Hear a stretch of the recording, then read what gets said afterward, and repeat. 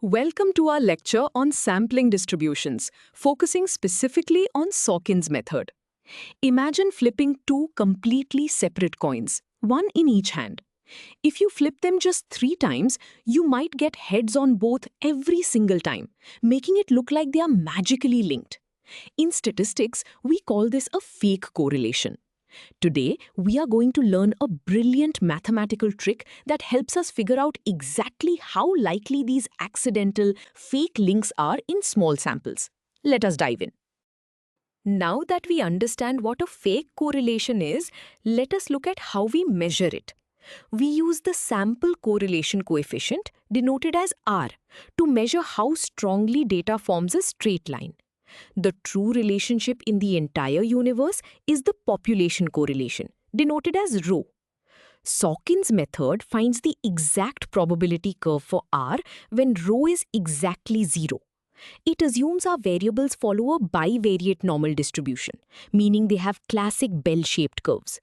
Instead of messy algebra, Sawkin treats data points as mathematical arrows or vectors pointing in space. This geometric approach leads us to a beautiful formula. Conceptually, Sawkin realized that the sample correlation coefficient is exactly equal to the cosine of the angle between our two data vectors. From this, we get the exact probability density function for the sample correlation. In this formula, f of r is the probability density, r is the correlation value, and n is the sample size. The constant k ensures all probabilities add up to 1. Notice the exponent involving the sample size? As your sample size increases, this curve becomes very narrow, meaning large samples almost always show zero correlation if the true correlation is 0. Before we move on, let us see this geometric trick with a concrete visual. You are looking at a 3-dimensional space, where our entire data set is represented by just 2 arrows. The first vector represents one variable, and the second vector represents the other. The angle between them is theta. The core genius of Sawkin's method is right here. The complex statistical problem of correlation simply becomes a question of measuring this angle. If the angle is 90 degrees, the cosine is 0, meaning no correlation. If the angle approaches 0 degrees, the cosine approaches 1, meaning a perfect positive correlation. Now that we have our formula and visual intuition, let us apply it to a real scenario. We want to find the exact probability density function for the sample correlation coefficient when our sample size is exactly 4, assuming the true population correlation is 0. This will show us how unreliable small samples can be. We start by writing down Sawkin's exact formula. Next, we substitute our given sample size, n equals 4, directly into the exponent of the equation. This sets up our calculation to see what happens to the shape of the distribution. Continuing with our calculation, we simplify the fraction in the exponent. 4 minus 4 is 0, making the entire exponent 0. Since any non-zero number raised to the power of 0 is exactly 1, the entire term involving r completely disappears from our equation. We are left with a constant value, k. Because the total area under any probability curve must equal 1, and our correlation r ranges from -1 to +1, giving a total width of 2, the constant k must be exactly 0.5.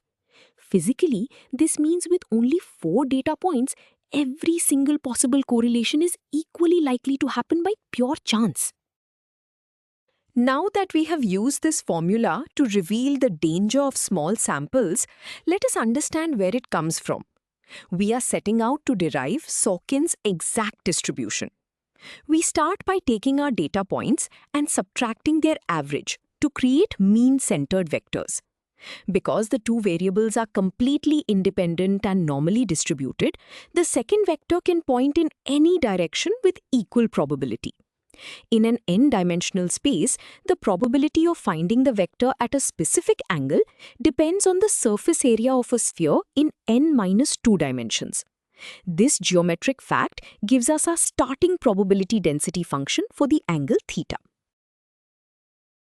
Moving forward with our derivation, we need to change our variable from the angle theta back to the correlation coefficient r.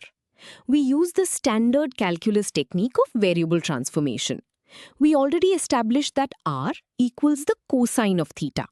To transform the distribution, we take the derivative of both sides with respect to theta. This gives us dr equals negative sine theta d theta. The negative sign just tells us that as the angle gets bigger, the cosine and thus the correlation gets smaller. Since probabilities must always be positive, we can safely ignore this negative sign for our density function. In this final step of our derivation, we substitute r into our probability function. We rely on the basic trigonometric identity that sine squared theta equals 1 minus cosine squared theta. Since r is the cosine of theta, this means sine squared theta is simply 1 minus r squared. We take this expression and replace the sine term in our original angle distribution. By doing this, we arrive at our final result, the exact probability density function of the sample correlation coefficient. We have successfully turned a messy algebra problem into solvable geometry, proving Sawkin's exact formula. This exact baseline is what every computer program relies on when checking if a correlation is statistically significant. So we have proven that Sawkin's exact distribution holds beautifully. This brings us to an important limitation. Sawkin's method is elegant, but it only works easily when the true population correlation is exactly zero. If the true correlation is not zero, the beautiful geometric symmetry breaks down, and the exact math becomes a nightmare of complex calculus. To solve this practical problem, the famous statistician R.A. Fisher invented an approximation technique.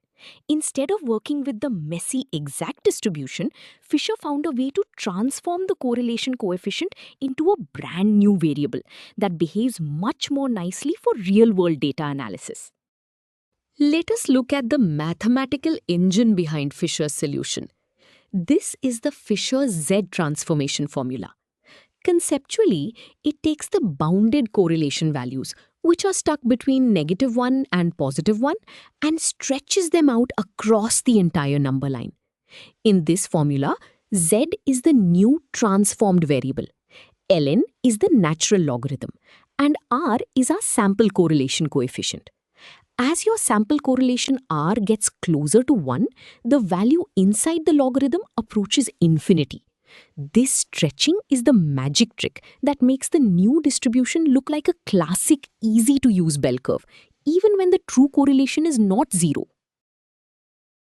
This transformation formula we just saw leads us to an incredibly powerful result. Fisher proved that his new Z variable approximately follows a normal distribution, which is the standard bell curve we use everywhere in statistics. In this notation, n stands for the normal distribution. The mean of this curve, Z rho, is simply the Fisher transformation applied to the true population correlation. The most important part is the variance, which is 1 divided by n minus 3. Notice that the variance only depends on the sample size n and not on the unknown true correlation. This makes building confidence intervals incredibly simple.